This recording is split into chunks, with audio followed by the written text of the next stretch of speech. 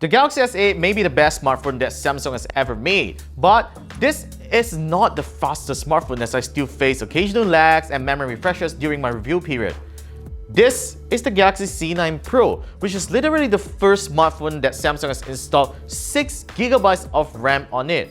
So the question here is, should you go for the C9 Pro instead of the Galaxy S8? I'm Warren with KLGadgetTV. This is Galaxy S8 versus Galaxy C9 Pro.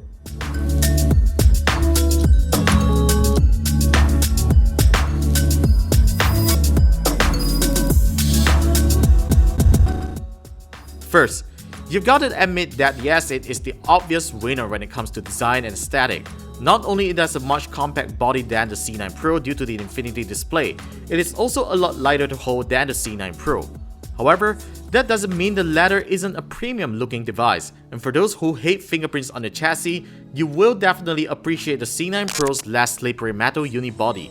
It feels extremely robust, and you don't need to worry about replacing both sides of the glass chassis like the S8 if you accidentally drop your phone. The Galaxy S8's chassis is IP68 water and dust resistant, and the C9 Pro unfortunately isn't, which is actually quite a shame considering that the latter is a rather expensive device. Now, when it comes to the spec sheet, it certainly feels like comparing an apple to an orange. However, the C9 Pro shines when it comes to the amount of RAM and battery capacity. But is it necessarily better when it comes to real-world performance? Let's find out. Let's start off with the Galaxy S8 in the performance test. As you can see, we started off with some lightweight apps, and the S8 seems to be handling pretty well with smooth animations in the beginning. However, you start to see signs of slowing down when it launches the web browser and took a while to finish loading the KLGadget Guide mobile site. We then move on to YouTube and Instagram, which starts up pretty fast with a little animation lag. And the S8 starts to struggle when it comes to loading Subway Surfers, and we are pretty much stuck at the loading screen for almost 10 seconds or more, and opening the rest of the apps aren't snappy at all. Fast forward to the end of the test, the Galaxy S8 took around 1 minute and 33 seconds to complete the first round. And as we reverse the app launch sequence until Subway Surfers, the Galaxy S8 literally killed the earlier applications stored inside the RAM, resulting in annoying delays and lags that eventually took the phone another minute to reopen the remaining apps. Hence, this performance isn't acceptable for flagship standards, which I kind of complained during my review on why Samsung hadn't added more RAM for the S8 with such memory hogging software. As for the Galaxy C9 Pro, it crushes the Galaxy S8 when it comes to app launch speeds and has even finished loading our mobile site at around 8 seconds. Even after that, the C9 Pro shows no signs of slowing down and is slightly faster when it comes to loading Subway Surfers. The S8 has started lagging after this, and we can easily assume that the C9 Pro's software isn't as heavy as the S8's one. And we hope Samsung doesn't port the S8 software over when it receives the update to Android Nougat. The C9 Pro gets into a slight hiccup when opening iFlix, but as we proceed to launch Facebook as the final app, it shows no lag in loading my recent post. Reverse the app launch sequence, you'll find the C9 Pro keeping all the apps in its RAM, and it shows almost no signs of lag as you reopen them, hence resulting in a total time of 1 minute and 35 seconds, making it the winner in this performance comparison.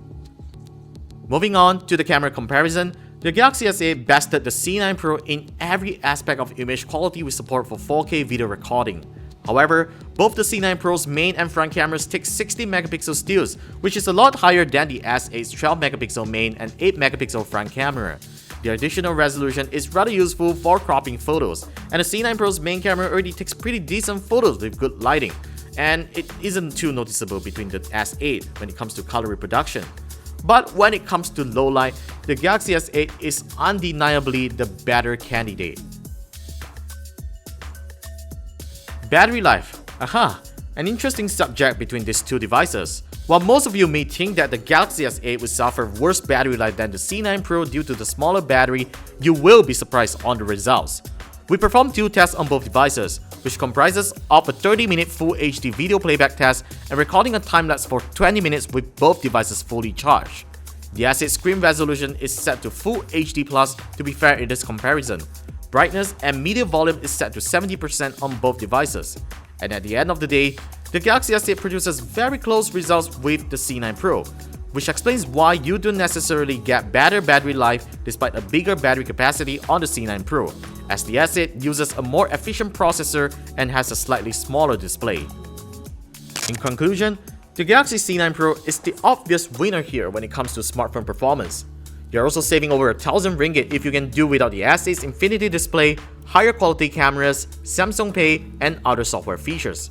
But to be honest, the Galaxy S8 is a beautiful device that's hard to dismiss. There are also many software features that's worth the extra cash, and not forget to mention that it has features such as water resistance and built-in wireless charging. It still has certain value-added features for the premium you're paying over the C9 Pro. Therefore, it's really up to you to decide if you require these added features. What do you think? Would you go for the S8 despite of its memory management issues, or the C9 Pro without the bells and whistles? Tell us in the comments and give us a thumbs up if you like this video. Subscribe to KLGadgetTV for weekly tech videos, and I will see you soon in the next video.